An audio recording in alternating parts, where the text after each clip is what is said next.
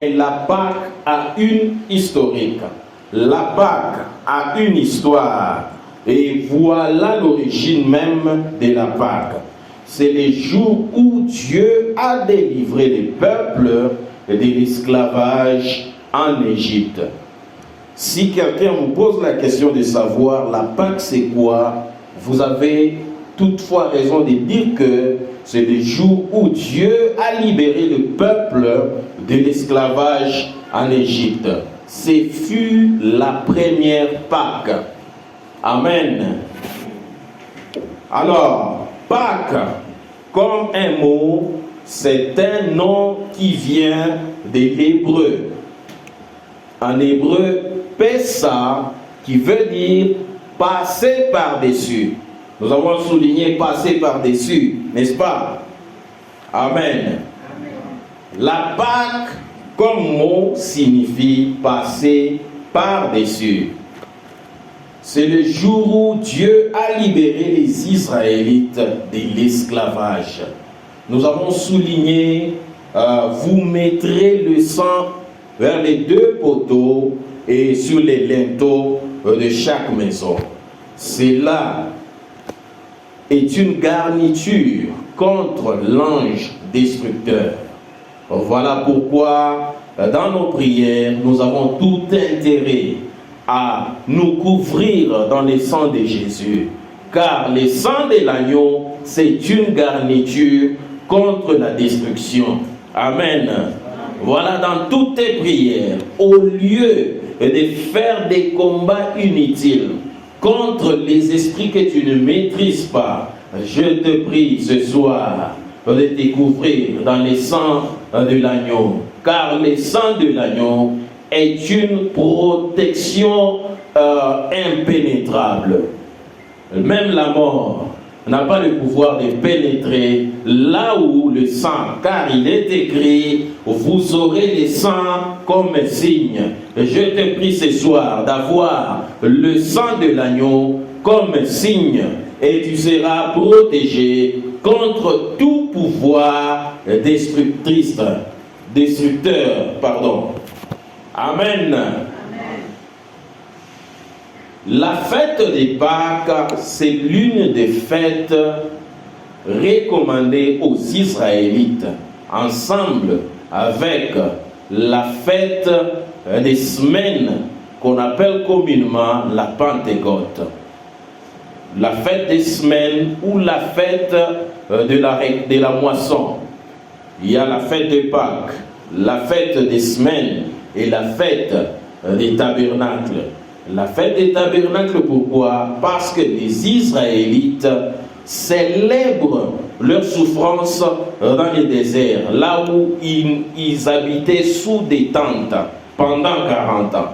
Voilà pourquoi ils célèbrent la Pâque comme une fête, là où Dieu les a sortis de l'esclavage, et ils célèbrent la fête des tabernacles comme en souvenir de ceux qu'ils habitaient sous des tentes dans le désert.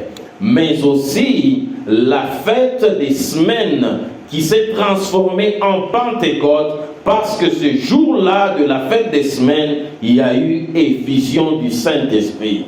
Voilà pourquoi la fête des semaines a changé de donne en célébration de l'effusion du Saint-Esprit. Elle est passée de la fête de la moisson à l'effusion du Saint-Esprit.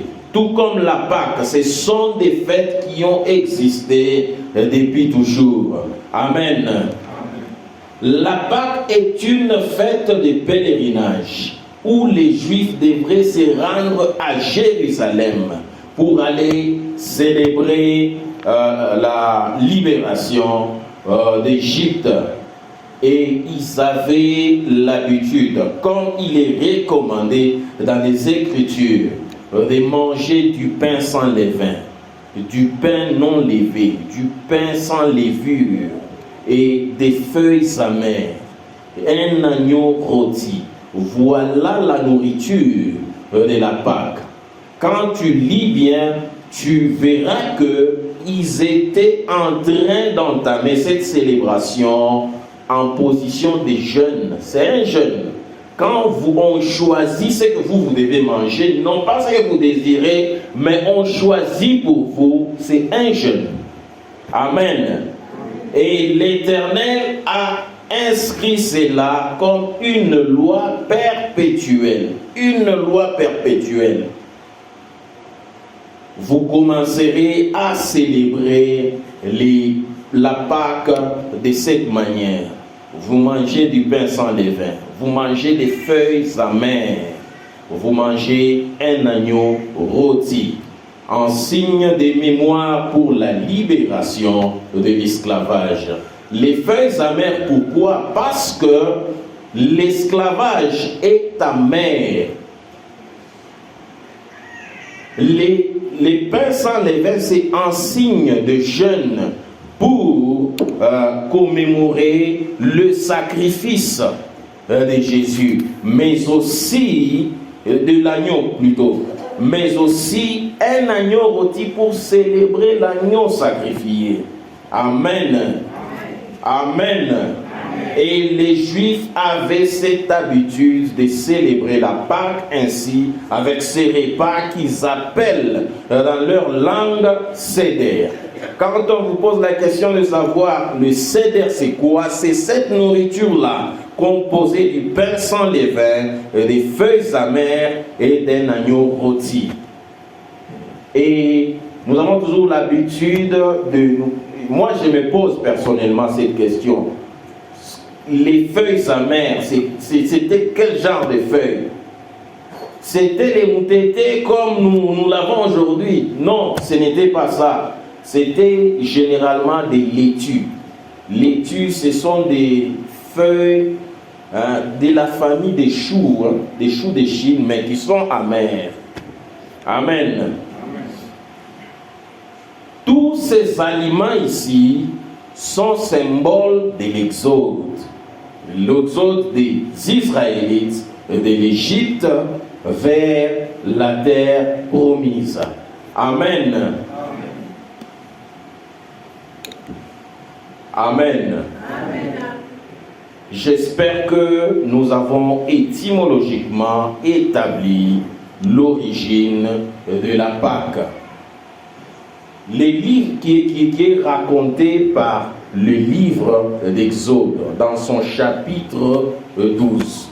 C'est-à-dire, comme Pharaon continuait à refuser de libérer les enfants d'Israël, voilà pourquoi Dieu infligea les plaies à Israël. Et la 10e plaie, c'est ce que nous connaissons tous, qui est la mort de tout premier-né des Égyptiens. La mort de tout premier-né, là où il n'y avait pas de signe. Bien-aimé, il faut avoir un signe. Il faut avoir un signe qui te protège contre la mort. Le sang de l'agneau. Amen. Le sang de l'agneau te protégera toujours contre l'ange destructeur. Amen. Devant tous ces plaies que Dieu a infligées, il a manifesté sa gloire au travers ce qu'il a fait dans l'Égypte pour libérer son peuple de l'esclavage. Et ce fut ce que Dieu recommanda aux Israélites et de célébrer à perpétuité. La nuit de la Pâque, c'est la nuit du 10e plaie. Et la nuit, et le lendemain, Pharaon a libéré les enfants d'Israël. Amen. Ma prière ce soir est que les dieux en qui tu as cru te justifient. Les dieux en qui tu as cru combattent tes combats et qu'ils te donnent la victoire. Que les dieux en qui tu as cru te protègent contre l'ange destructrice au nom de Jésus. Je prie ce soir que tu sois exempté de la 10e plaie. Je prie ce soir que ta famille soit exemptée de la 10e plaie. Je prie que ta vie soit garnie dans le sang de Jésus. Que tout ce qui t'appartient soit garni dans le sang de Jésus. Amen. Amen. Bien-aimé, je t'encourage encore. Arrête ces prières-là, des combats inutiles. Toi, implore seulement le sang de Jésus, parce que le combat n'est pas à toi.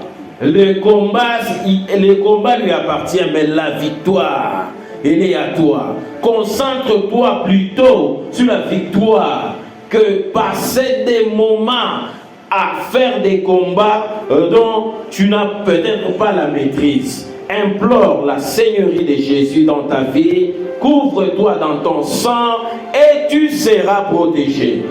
Amen. Je n'ai pas dit que c'est mauvais de faire les prières des combats. Ce n'est pas mauvais. Mais prie une bonne prière. Passe ton temps à remercier l'Éternel, lui qui t'a libéré, oui, de l'esclavage du péché, lui qui a versé de son sang pour que ta vie soit épargnée. Remercie plutôt ces dieux-là, élève-le afin qu'il te glorifie.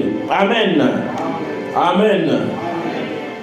L'agneau sans tache, c'est l'image de Jésus, qui n'avait ni péché, ni livré son corps, âme et esprit au péché. Amen. Beaucoup d'histoires qu'on a écrites dans l'Ancien Testament, c'est l'image de ce qui arrivera avec Christ. Et Jésus a accompli cela avec l'événement de la Pâque. Amen.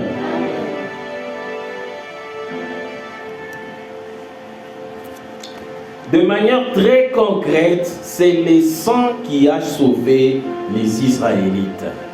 Voilà pourquoi je te dis ce soir, ouvre-toi plutôt dans le sang que de faire des combats.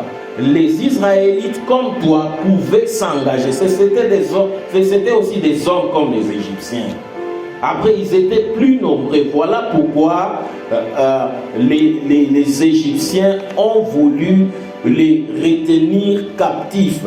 Parce qu'ils étaient plus nombreux. Ils avaient peur qu'ils soient plus forts que eux.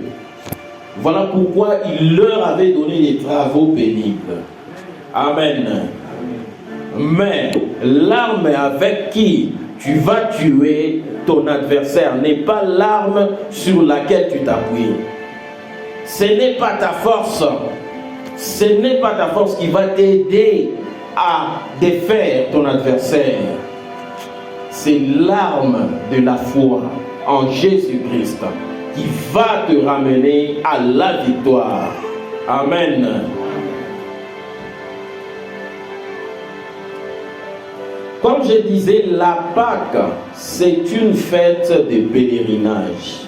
Les Juifs quittaient leurs villes respectives pour se rendre à Jérusalem pour aller célébrer la Pâque avec ce repas qu'on appelle Seder. Seder qui veut dire ordre. Ordre, avec ce repas pour célébrer l'Éternel. Amen. J'ai dit, la Pâque signifie passer par-dessus. Pâque, Pessa, qui veut dire passer par-dessus. Les anglophones disent que pass over, passer par-dessus. Amen. Nous ouvrons nos livres dans le livre d'Exode 13. 13, versets 1 à 2. Après, nous allons lire le verset 12. L'Éternel parla à Moïse et dit: consacre-moi tout premier-né parmi les enfants d'Israël, tant des hommes que des animaux, ils m'appartiennent. Moïse dit au peuple: souvenez-vous de ce jour. Non, c'est déjà le verset 3 là-bas. Le verset 12, nous allons lire. Il dit: tu consacreras à l'Éternel tout premier-né, même tout premier-né des animaux que tu auras. Les mâles appartiennent à l'Éternel. L'exemption de tout premier-né des Israélites a fait que tout premier-né de ce peuple-là appartient à l'Éternel. Parce que c'est l'Éternel qui les a sauvés. Tout premier-né sera consacré. Ne t'étonne pas quand on te dit de consacrer ton premier-né. Ça fait partie des lois de la Pâque. Amen. Amen.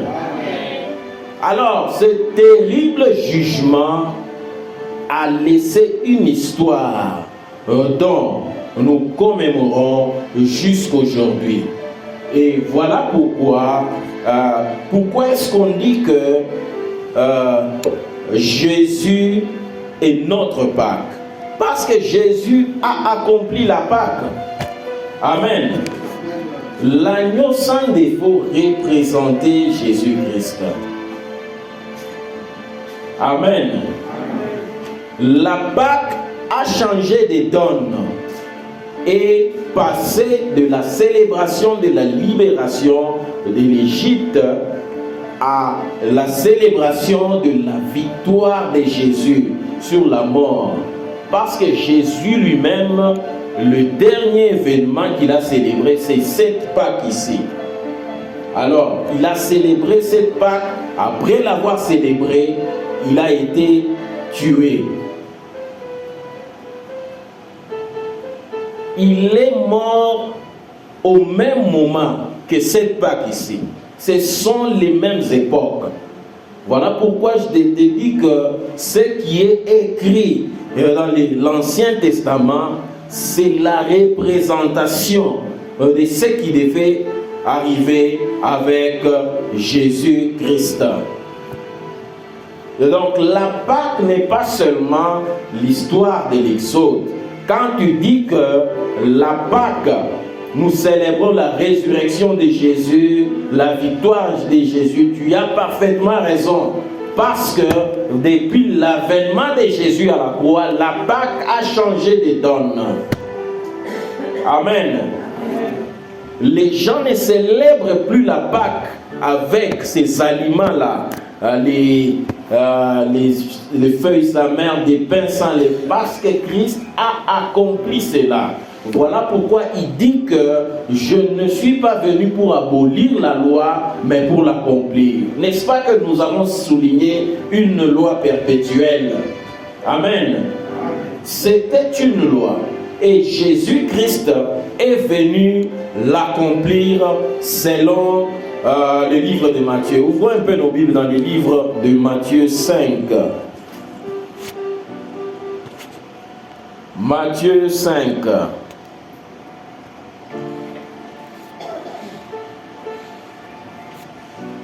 Amen.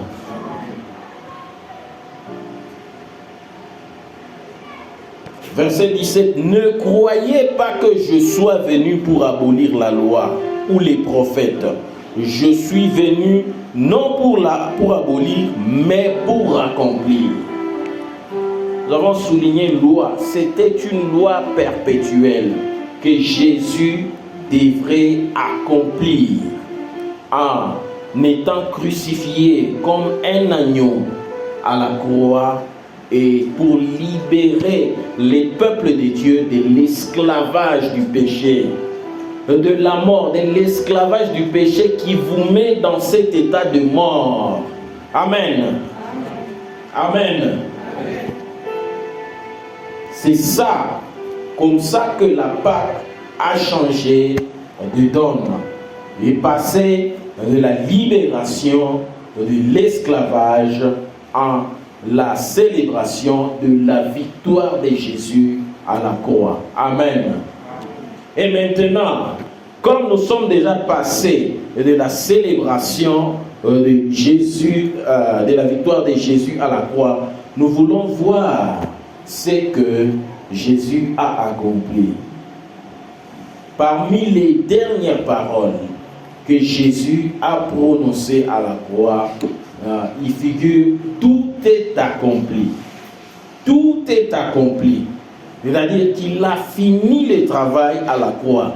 Bien-aimé, il est très important en tant que chrétien d'avoir la connaissance du travail fini de Jésus-Christ à la croix. Parce que si tu confesses cela, c'est ce qui va te donner la victoire. La parole de Dieu dit que si tu les crois dans ton cœur et que tu les confesses par ta bouche, que Jésus est Seigneur, tu seras sauvé. Le plan ici, c'est de t'amener à accepter la Seigneurie de Jésus-Christ dans ta vie. Amen. Tout est accompli. Tout est accompli, c'est l'un des mots que Jésus a prononcé à la croix. La parole de Dieu nous dit que, ayant vu que tout était fini, ayant vu que tout était fini, il dit que j'ai soif. Et quand il goûta, on lui donna du vinaigre à la place de l'eau. Quand il goûta au vinaigre, il dit, tout est accompli.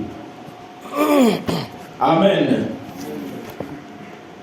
Tout est accompli, c'est la translation du mot grec, tétélestai. J'espère que vous entendez parler de tétélestai. Tétélestai. Vous allez voir en cette période ici, des pasteurs faire des postas dire tétélestai. Tétélestai, c'est la translation de tout est accompli. C'est un mot qu'on utilise dans la comptabilité pour dire que payer en foule. C'est-à-dire que tout a été payé. Amen. Et nous allons lire le livre de Jean. Nous lisons le chapitre 19. Nous allons lire à partir du 28e verset. Cette phrase ici, tout accompli, parmi les 4 évangiles, nous la retrouvons seulement dans l'évangile de Jean. Amen. 28. Après cela, Jésus qui savait que tout était déjà consommé. Il savait déjà que tout était déjà consommé. Il dit, afin que l'écriture fût accomplie. J'ai soif. Il y avait là un vase plein de vinaigre. Les soldats en remplirent une éponge et l'ayant fixé à une branche d'hysope, ils approchèrent de sa bouche. Quand Jésus eut pris le vinaigre, il dit, tout est accompli. Et baissa la tête, il rendit l'esprit. Pardon. Amen. Il dit, tout est accompli. Ayant compris que tout était fini, il goûta au vinaigre et il dit, tout est accompli. Il baissa la tête et rendit l'âme. Bien-aimé, j'aimerais te ramener à comprendre le bienfait de cette phrase dans la vie de Jésus-Christ. Parmi toutes les phrases que Jésus a prononcées à la croix, je peux me permettre de dire que la plus importante, c'est tout est accompli. Car à cause de tout est accompli, à cause de tétélestai, moi et toi, nous nous réunissons en ce jour. Parce qu'il a fini le travail à la croix. Tout a été payé en foule. Il n'est resté rien d'autre. Il n'est resté rien d'autre. Jésus a fini le travail à la croix. Amen. La première tâche que Jésus a finie, c'était le devoir. Son devoir envers son Père. Car à maintes fois, il a dit, je suis venu pour non pas accomplir ma volonté, mais la volonté de celui qui m'a envoyé. Il a fini le travail pour lequel il a été envoyé. Amen. Voilà pourquoi, après l'avoir arrêté, Jésus a fait cette prière en public. Il a dit, Père, glorifie-moi comme je t'ai glorifié. Amen. Amen. Parmi toutes les phrases, comme je disais, cette phrase est la phrase que moi et toi, en tant que chrétiens, nous devons avoir dans nos cœurs, dans nos prières. Nous devons dire merci à l'Éternel parce que tu as tout accompli. Parce que tu n'as laissé aucune dette. Tu n'as laissé aucune dette qui doit subsister sur moi. Amen. Amen. Amen. Deuxième point ou deuxième mission que Jésus a accomplie, c'est réconcilier les hommes pécheurs avec un Dieu saint. Amen. C'est ça la deuxième mission. Jésus a réconcilié les hommes pécheurs à un Dieu saint. Amen.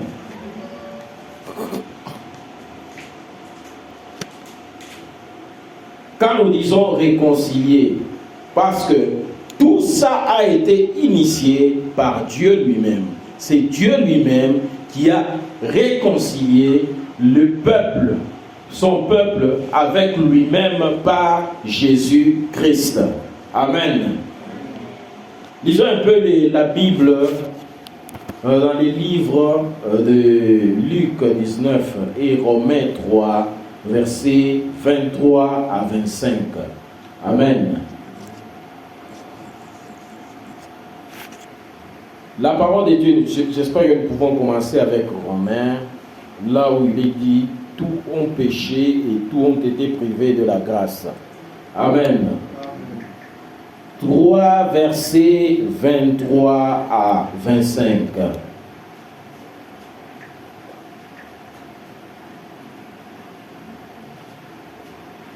Ah, pardon, je suis en Corinthiens. Verset 23 à 25, la parole de Dieu dit, « Car tous ont péché et sont privés de la gloire de Dieu, et ils sont gratuitement justifiés par la grâce, par le moyen de la rédemption qui est en Jésus-Christ. » Verset 25, « C'est lui que Dieu a destiné par son sang à être pour ceux qui croiraient victimes propitiatoire, afin de montrer sa justice parce qu'il avait laissé impunis les péchés commis auparavant au temps de sa patience, afin, dis-je. Amen. Tout ton péché, la mission de Jésus-Christ, c'était de réconcilier un Dieu saint avec les hommes pécheurs, parce qu'il s'est fait la victime. Il a pris la charge, il a pris notre place, il a pris le châtiment que nous devrions subir. Jésus a pris ça et il nous a donné la liberté. Voilà pourquoi je te dis que le combat n'est pas à toi, mais la victoire à toi, à cause de Jésus-Christ. Amen. Luc 19, verset 10. La parole de Dieu dit, Luc 19, 10, la parole de Dieu dit, « Car le Fils de l'homme est venu chercher et sauver ceux qui étaient perdus. » Voilà une mission de Jésus-Christ. Il est venu pour chercher et sauver ceux qui étaient perdus. Il n'a pas seulement cherché, mais nous, en retour, nous lui devrions quelque chose, c'est la foi. Il fallait que nous puissions croire en lui, afin que nous soyons sauvés. Et tout ceci est une initiative de Dieu. Jésus-Christ a tout accompli. Alléluia. Jésus-Christ a accompli toutes les prophéties de l'Ancien Testament. Il a accompli tous les symboles préfigurant de la venue du Messie. Et parce que nous parlons du Messie, j'aimerais que nous puissions expliquer ce que c'est le Messie. Je sais peut-être que vous connaissez ce que c'est un Messie, mais pour ne pas embarrasser les gens, moi je préfère expliquer, parce que je ne veux pas poser des questions, c'est qui le Messie, c'est un peu ça mon style. Amen. Un Messie, c'est un ouin. Amen. C'est une personne ouinte. Messie, je pense que Messie, ça vient de l'hébreu. C'est l'équivalent de Christ. Or, Christ, ça vient du grec. Amen. Si on te pose la question de savoir c'est qui le Messie, tu peux dire que c'est le Christ. Christ et Messie, c'est la même chose. Amen. Alors on disait, Messie est un personnage providentiel qui mettra à l'ordre présent un parfait ou mauvais et instaurera un ordre de justice et de bonheur. Voilà la définition du Messie. Depuis la Genèse jusqu'à Malachie, toutes les prophéties qu'on a données sur la venue du Messie s'est accompli avec Jésus-Christ. D'après les recherches, il y a eu plus de 300 prophéties sur la venue du Messie. Depuis la sémence de Genèse 3, nous pouvons lire cela pour ouvrir un peu quelque chose là-bas. Genèse 3, verset 15.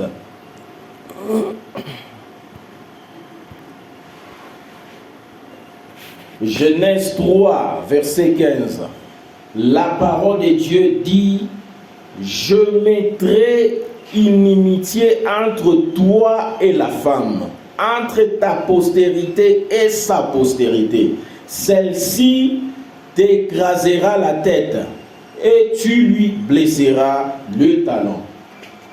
Regarde ça. Ça, c'est une prophétie qui parle de la victoire de Jésus. C'est là l'établissement du conflit spirituel entre la lumière et les ténèbres depuis le jardin d'Éden. Après que l'homme et la femme aient désobéi à Dieu. Et Dieu dit: je mettrai inimitié entre la femme et toi. Dieu s'adresse au serpent. Le serpent qui est l'image du diable. Mais ce qui est important ici dans notre message, c'est que ta postérité est entre toi et la femme, entre ta postérité et sa postérité, entre la postérité du diable, les démons que nous avons aujourd'hui, ainsi de suite, entre la postérité du diable et la postérité de la femme. N'est-ce pas que Jésus fait partie de la postérité de la femme? Amen. Il dit que la postérité de la femme t'écrasera la tête. Il a fallu que Jésus puisse naître de la femme afin que cette prophétie puisse s'accomplir. Et qu'est-ce que la parole de Dieu dit encore? Tu lui blesseras le talon. Ça dit tout sur toutes les difficultés spirituelles que nous rencontrons. C'est-à-dire depuis la sémence dans Genèse 3, du serviteur qui devait souffrir dans Ésaïe 53, là où il est écrit: il n'avait beauté ni éclat. Par ses meurtrissures, nous avons la guérison du serviteur qui devait souffrir. du messager qui était Jean-Baptiste, qui devait annoncer la venue du Messie. Toutes ces prophéties-là ont été accomplies avec Jésus. Amen. Amen. Jésus nous a apporté le ministère de la réconciliation. C'est l'autre mission que Jésus a fini. Il nous a apporté le ministère de la réconciliation. Comme tout à l'heure quand on disait qu'il a concilié les hommes pécheurs en un Dieu saint. Amen. Regarde combien ce Dieu est humble. Il a donné ses lois. L'homme a désobéi aux lois de Dieu. Au lieu d'attendre que l'homme fasse le premier pas, Dieu lui-même fait le premier pas pour ramener le peuple vers lui. Amen. Jésus a accompli la rédemption de l'humanité. Ce qui est même l'essence du début de cette finition dont nous parlons, Tétélestai. Amen. Amen. Malgré qu'il a fini beaucoup d'autres travail, c'est ce qui nous intéresse, nous, en tant que chrétiens, le plus, c'est tout est accompli. Amen. Il a accompli quoi? Il a fini le pouvoir du diable, car il est écrit qu'il les a livrés publiquement en spectacle, en triomphant d'eux sur la croix. Il a dépouillé les dominations et les autorités. Il a fait quoi? Il a dépouillé les dominations et les autorités. Bien-aimé, la bonne nouvelle que je t'apporte ce soir, c'est que le diable a été dépouillé de son pouvoir de te faire du mal. Le diable n'a aucun pouvoir sur toi à cause du travail fini de Jésus-Christ à la croix. Amen. Je t'ai dit que le diable est très malin. La seule armure que le diable utilise contre toi, c'est la peur. Le diable veut que tu sois dans la peur pour que tu commences à le suivre. Mais il a été dépouillé de son pouvoir de te faire du mal. Amen. Jésus les a livrés en spectacle en les clouant à la croix. Amen. Amen. Il a fini les dominations. Que les princes du monde ténèbres s'élèvent contre toi. J'aimerais que tu te souviens de ce jour de Pâques et que tu appliques ta foi à la victoire de Jésus-Christ, lui qui a dépouillé les dominations et les autorités, et que tu prononces la parole et que tu voies les choses s'accomplir. Le salut n'a été donné en aucun autre nom, si ce n'est le nom de Jésus-Christ. Amen. Il n'y a pas de salut dans aucun autre nom. C'est le nom de Jésus qui donne le salut. C'est le nom de Jésus qui donne la victoire. Voilà pourquoi il dit que nul ne vient au Père sans passer par moi. C'est-à-dire c'est passant par Jésus-Christ que nous avons la victoire sur les dominations. Tu ne peux pas célébrer la victoire de Dieu sans passer par Jésus. Amen. Amen. Bien-aimé, tu as raison de célébrer la Pâque. Tu as raison de célébrer la Pâque. La Pâque, c'est la toute grande fête de toute l'histoire de la chrétienté. Amen. Connais les acquis que Dieu et Jésus t'a donné à la croix. Tu seras affranchi. Amen.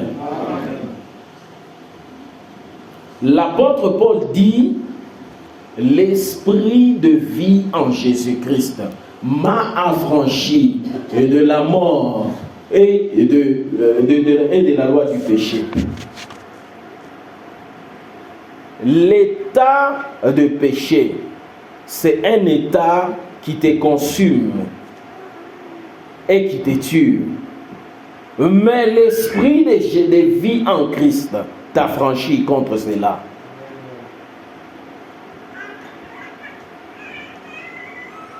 Romains 8, verset 2. L'esprit de vie en Christ m'a affranchi. J'aimerais que quand tu pries, que tu enrichis ta prière avec les acquis de la croix. Parce que quand on nous dit de remercier l'Éternel, nous avons toujours tendance à aller vers les psaumes. Voilà les raisons pour lesquelles tu dois remercier l'Éternel. Lui qui t'a affranchi de la mort. Il t'a affranchi de la vie du péché. La parole de Dieu dit dans les livres de Romains 8, verset, il dit, il n'y a plus de condamnation pour ceux qui sont en Christ. À cause du travail fini de Jésus à la croix, tu n'es plus condamné. Il t'a rendu ta liberté. Amen. Amen. Jésus t'a rendu ta liberté. J'aimerais que tu le dises avec foi. Il m'a rendu ma liberté. Il m'a rendu ma liberté. Amen. Il a fini le travail à la croix. Il a fini le travail à la croix. J'aimerais que nous puissions ouvrir nos Bibles dans les livres de Jean 5, 30. Ce que Jésus a enduré dans les heures, dans les dernières heures de sa vie, lui-même a failli renoncer à ça. Il a dit que si c'est possible, Père, que cette croix passe loin de moi.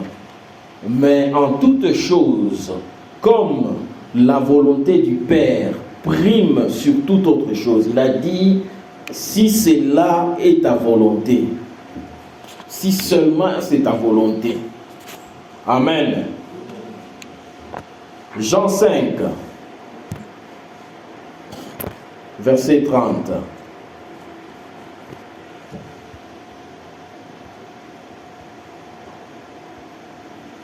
Amen. Je ne puis rien faire de moi-même. Selon que j'entends, je juge et mon jugement est juste. Parce que je ne cherche pas ma volonté, mais la volonté de celui qui m'a envoyé. Jésus a accompli ces histoires dans une parfaite obéissance au Père. Une obéissance absolue au Père. Bien-aimé, l'obéissance vaut mieux que les sacrifices. L'obéissance vaut mieux que les sacrifices. Amen. Parfois, la volonté de Dieu est contraire à ce que nous désirons. Mais, dans une parfaite, même Jésus n'a pas désiré passer par ces histoires. Mais comme c'est la volonté du Père, il devait s'y adonner. Amen. Amen. Nous pouvons lire aussi 6, versets 37 à 38.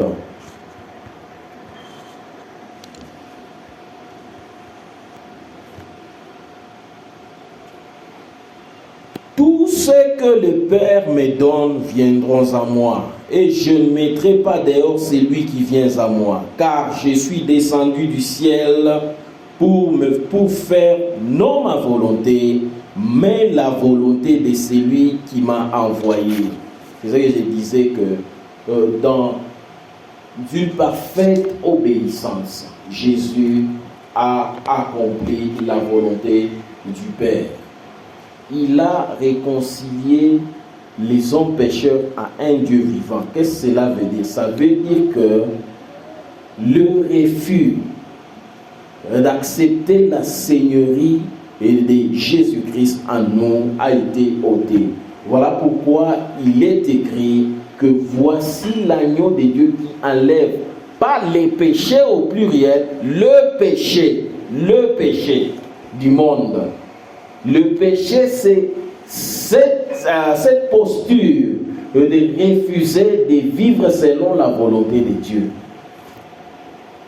C'est ça le péché dont la Bible parle. Parce qu'il y a des places où on a écrit les péchés, qui est la transgression de la loi. Mais le péché qui se traduit par le refus d'accepter la seigneurie de Jésus-Christ dans sa vie. De refuser de vivre selon la volonté de Dieu. Amen. Amen. Avant que nous puissions passer, j'aimerais que tu gardes ces versets dans le livre de Colossiens. Colossiens 2, versets 13 à 14. Vous qui étiez morts par vos offenses et par l'incirconcision de votre chair, il vous a rendu à la vie avec lui en nous faisant grâce pour toute offense. Il a effacé l'acte dont les ordonnances nous condamnaient et qui subsistait contre nous. Et il l'a détruit en le clouant à la croix. Il a déplié les dominations et les autorités. Il a livré publiquement en spectacle en triomphant d'elle par la croix. Jésus nous a rendu la vie. Quand il a dit tout est accompli, il nous a rendu la vie. Il nous a rendu la vie. Et qu'est-ce qu'on entend par la vie? C'est ce qu'on dit la vie éternelle. Or, il dit que, hors la vie éternelle, c'est qu'ils te connaissent toi et c'est lui que tu as envoyé. Donc, si tu connais Dieu et que tu connais Jésus, tu as la vie éternelle. Amen. Les acquis de la croix sont très importants. Les symboles de la Pâque, dans tes prières, quand tu pries, il faut que tu élèves plus la bannière de la croix. Dans toutes tes difficultés, élève la bannière de la croix afin que tu aies la vie. Parce que la victoire t'a été donnée à la croix. Amen. Amen. Il n'est plus question que l'humanité souffre des flèches enflammées du diable parce que Jésus a fini le travail. Il n'est plus question que tu demeures vaincu parce que Jésus a fini le travail. Quand il a commencé son ministère, la parole de Dieu nous dit, il est entré dans les synagogues, il a ouvert la place là où c'est écrit, l'Esprit du Seigneur est sur moi. Il m'a ouvert pour annoncer la bonne nouvelle. Le ministère de Jésus était basé sur la bonne nouvelle. La guérison des malades, c'est la bonne nouvelle. La libération des captifs, c'est la bonne nouvelle. L'affranchissement de l'esclavage, c'est la bonne nouvelle. Il m'a oint pour annoncer la bonne nouvelle. Il m'a oint pour guérir tous les malades. Il m'a oint pour renvoyer libres les captifs. Amen. Amen. Je me réjouis ce soir, car tu es libre. Amen. Car tu es libre, Christ t'a rendu ta liberté. Amen. Dans tes prières, pense beaucoup plus et dis merci à l'Éternel, parce qu'il n'y a plus de condamnation dans ta vie, toi qui es en Christ. Parce que l'Éternel t'a rendu ta liberté. Amen. Tu n'es plus esclave de la maladie. Amen. Tu souffres parce que tu n'as pas encore appliqué la foi. Il dit que si tu as la foi comme un grain de sénévé, vous connaissez un grain de sénévé? C'est un tout petit grain, très petit. Vous aurez le pouvoir d'ordonner à cette montagne de se déplacer et il se déplacera. Si tu appliques la foi comme une petite foi, comme un grain de s'élever, je te dis que la maladie qui te fait souffrir aujourd'hui, je te dis que elle partira du soir. Parce que la maladie ne peut pas demeurer là où il y a la foi en Christ. La maladie ne peut pas demeurer là où la foi en Christ est appliquée. Amen. Jésus t'a affranchi de toutes ces histoires. Pourquoi quand tu pries, dis merci éternel pour tout ce que tu as accompli. La parole de Dieu nous dit encore qu'il s'est fait pauvre pour que nous soyons riches. Dieu t'a donné les capacités de créer des richesses. À la croix, il s'est fait pauvre pour que nous soyons riches. Il s'est fait malédiction pour que nous soyons bénis. Voilà pourquoi toute malédiction sans cause n'a aucun pouvoir sur toi. Bien-aimé, je te dis que tu es béni en Seigneur, en Jésus. Je te déclare béni en Jésus-Christ. Parce que c'est lui qui a accompli tout à la croix. L'Éternel n'a pas fait le travail pour que toi, tu sois maudit aujourd'hui. Il n'a pas fait le travail pour que tu sois dans la captivité quelque part. La prophétie, ce n'est pas mauvais. Mais la prophétie doit manifester trois choses. Selon qu'il est écrit dans les livres des Corinthiens. La prophétie doit édifier. La prophétie doit encourager. La prophétie doit exhorter.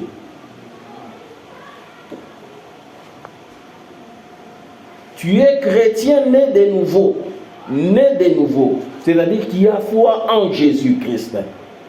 Bien-aimé, qu'on vient te dire que je te vois que tu es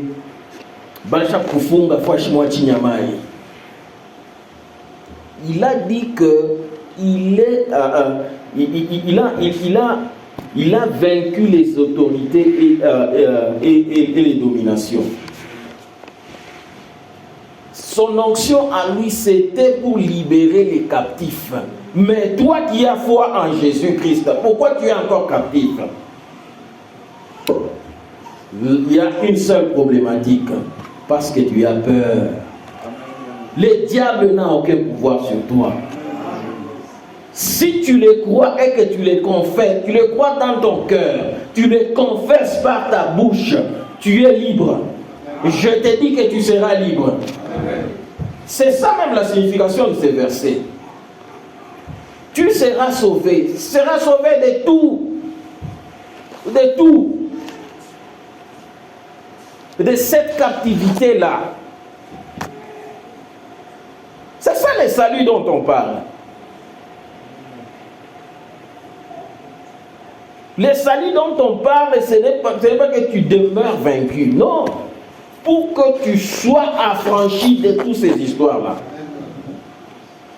Tu ne peux pas être enfermé quelque part.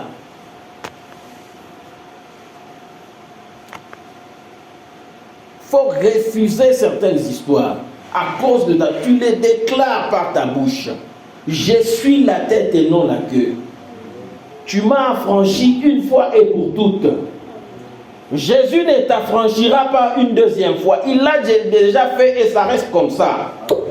Personne n'a le pouvoir de changer ça. Personne.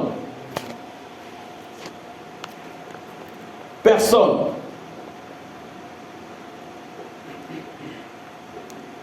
Ceux qui viennent avec de telles prophéties, je vais te donner aujourd'hui un secret.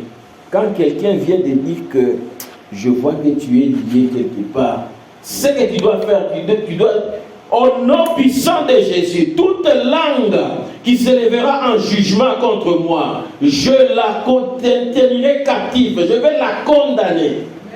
Toute pensée qui se lève contre la connaissance de Jésus-Christ est tenue captive. est soumis à la seigneurie de Jésus. Amen. Non.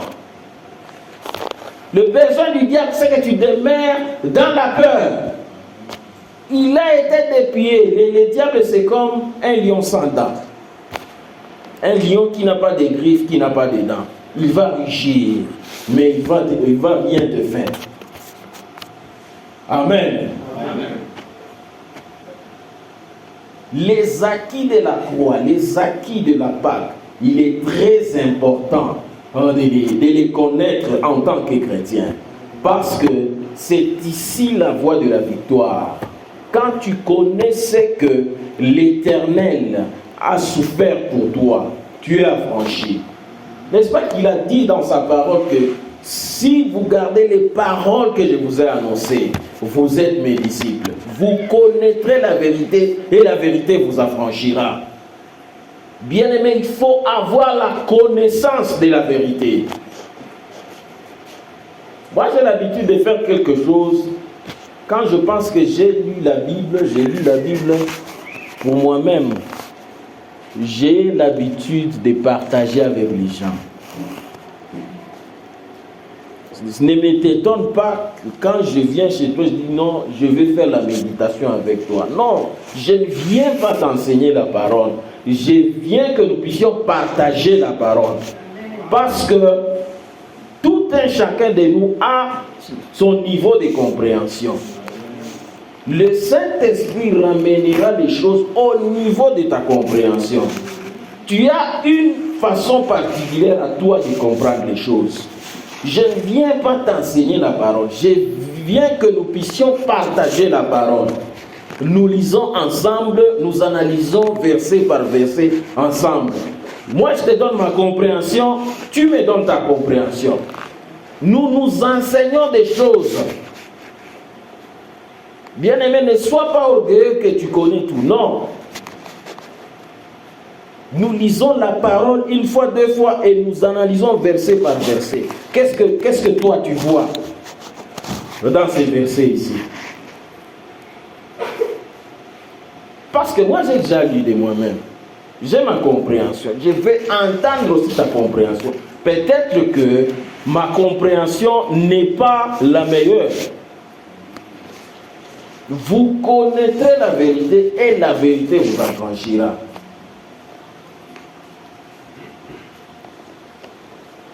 Jésus est venu chercher ceux qui étaient perdus.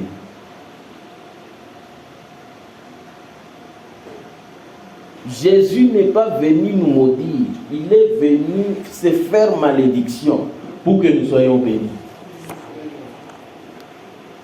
Amen. Amen.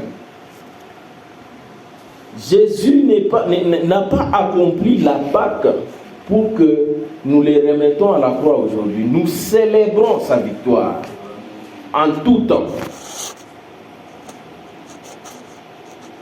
Parce qu'il nous a affranchis. Ajoutez dans vos prières la confession de la foi. L'Éternel est mon berger, je ne manquerai de rien. Il me fait reposer vers les verts pâturages. Quand je marche dans la vallée de l'ombre de la mort, je ne crains aucun mal, car tu es avec moi. Je ne crains aucun mal. Même quand je me tiens devant vous, je ne crains aucun mal, car il est avec moi. Quand je roule, je ne crains aucun mal. Même au milieu de la nuit, au milieu des brousses, je ne crains aucun mal. L'Éternel est avec moi. Je suis dans l'apogée de la quiétude parce que Dieu est à mon côté. Je ne m'inquiète pas du lendemain, car le lendemain prendra soin de soi, selon ce qu'il a dit. Amen. Soyons des chrétiens qui aiment connaître la vérité. Nous serons affranchis. Amen. Le but de ce message d'aujourd'hui, ce n'est pas de t'apporter la tristesse. C'est pour booster ta foi. Tu dois connaître les acquis de la croix.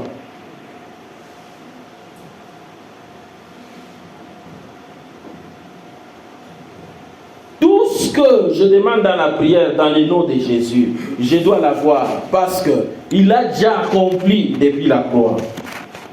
Amen. Amen. Même la force du Pharaon n'a pas le pouvoir de t'arrêter si tu confesses la victoire en Jésus-Christ.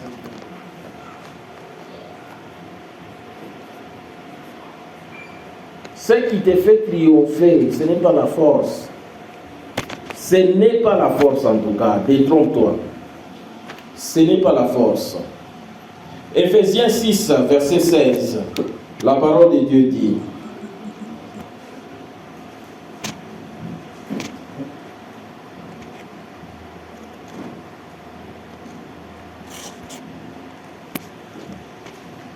la parole de Dieu dit: prenez par-dessus tout cela le bouclier de la foi avec lequel vous pourrez éteindre tous les traits enflammés du malin. Prenez par-dessus tout le bouclier de la foi. Ce qui te protège, toi, c'est ta foi en Jésus-Christ. N'aie pas peur pour ce que tu n'as pas. N'aie pas peur pour ce que sera ton lendemain. N'aie pas peur même de mourir parce que tu es déjà sauvé. Tu as peur de mourir parce que, à cause de ce qui règne sur toi. J'ai toujours l'habitude de dire ceci. Si on me pose la question de savoir si j'irai au ciel ou pas, mais la réponse est simple: j'irai au ciel.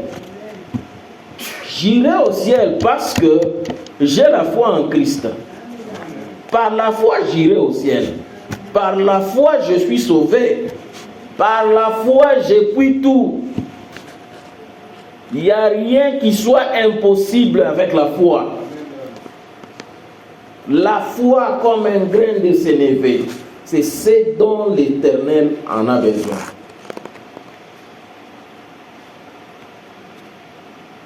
Tu n'es plus esclave du péché.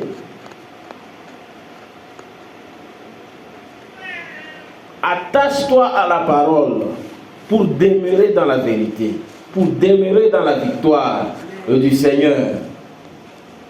Alléluia. Dans tes prières, élève plus l'œuvre de la croix. Celui qui a franchi t'a affranchi.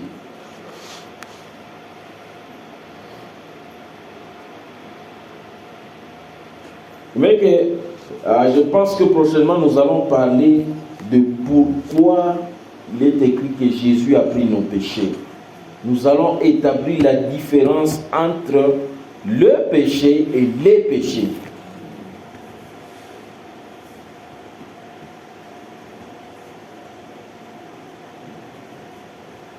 Mais regarde l'un des paroles de Jésus à la croix.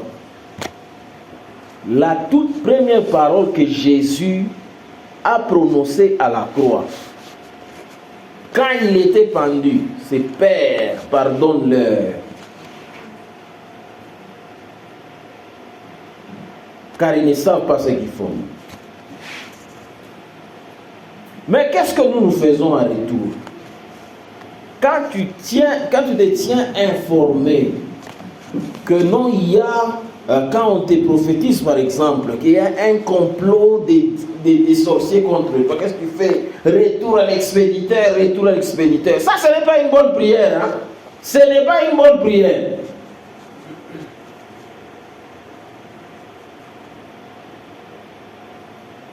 La prière de retour à l'expéditeur, ce n'est pas une bonne prière.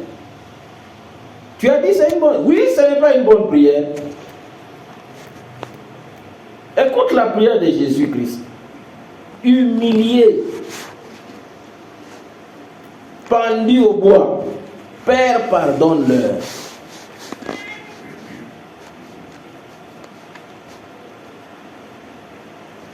en tant que les imitateurs du Christ, nous devons être remplis de compassion pour nos ennemis. La parole de Dieu dit que dans les versets qui parlent sur la prière d'intercession, la parole de Dieu que nous devons prier pour tout le monde. Les rois, ceux qui sont élevés en position d'autorité, car cela est bien et agréable à Dieu qui veut le salut de tout le monde. La parole de Dieu nous dit, mais ne dit pas que nos ennemis doivent périr. Elle ne dit pas que nos ennemis doivent périr. Non. Retour à l'expéditeur, ce n'est pas une bonne prière. Je m'excuse si vous faites ce genre de prière. Ce n'est pas une bonne prière. Tellement que tu veux voir tes ennemis souffrir. Voilà pourquoi tu prends ton temps. Retour à l'expéditeur. Non, ce n'est pas une bonne prière. Dieu veut que tout le monde soit sauvé. Il veut le salut de tout être humain.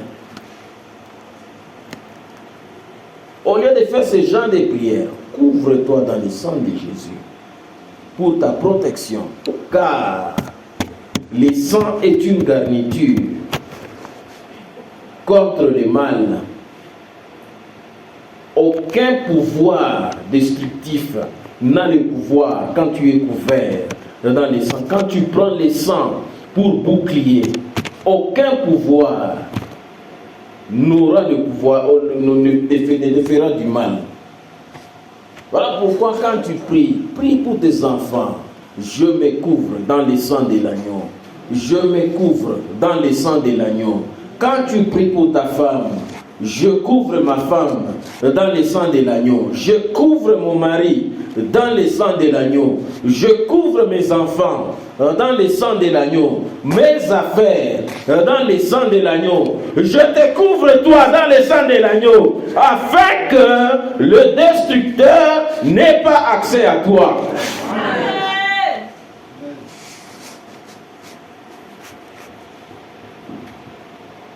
Je couvre ton destin dans le sang de l'agneau. Je couvre ton boulot dans le sang de l'agneau. Je couvre ton business dans le sang de l'agneau. Afin que le sang qui a coulé soit pour toi un signe qui fait que l'ange destructeur passe par-dessus. Comme tu célèbres la Pâque, que le pouvoir du malin te passe par-dessus. Je te couvre dans le sang de l'agneau. Tout ce que tu feras va prospérer. Que le Seigneur Dieu soit ton Dieu en toutes choses. Qu'il te couvre du pouvoir du malin. Lui qui t'a affranchi une fois et pour toutes. Lui qui a pardonné tes péchés passés, les péchés présents, même les péchés futurs. Qu'il t'accorde sa miséricorde en toutes choses. Qu'il déborde ta vie de sa faveur. Qu'il déborde ta maison de ta faveur. Là où 1000 ont tombé, 10 000 ont tombé, toi tu ne seras pas atteint. Tu ne craindras pas la peste qui frappe en plein minuit, ni la contagion qui frappe en plein midi. Car tu as l'Éternel qui est le Dieu fidèle pour bouclier. Il dit que ta fidélité est un bouclier. Ta fidélité est une cuirasse. Comme le ciel est élevé au-dessus de la terre, autant que la bonté de l'Éternel est pour toi. Comme l'Orient est séparé de l'Occident, l'Éternel éloigne de toi le malheur. Alléluia. Toi tu seras la tête et non jamais la queue, à cause de ce que Jésus a accompli à la croix. Ils te chercheront la nuit, ils ne te verront pas. Car l'Éternel qui te couvre dans son sang te rend invisible dans l'œil de l'ennemi. Voilà pourquoi, quand tu pries, déclare, je me déclare invisible dans les radars, dans l'œil de l'ennemi. Qu'il voie les sangs quand il me cherche. Qu'il voie les sangs partout comme signe afin qu'il me passe par-dessus. Dans le nom puissant de Jésus. Amen. Nous acclamons pour la parole de Dieu. Mais que nous aurons la possibilité de continuer ce dimanche.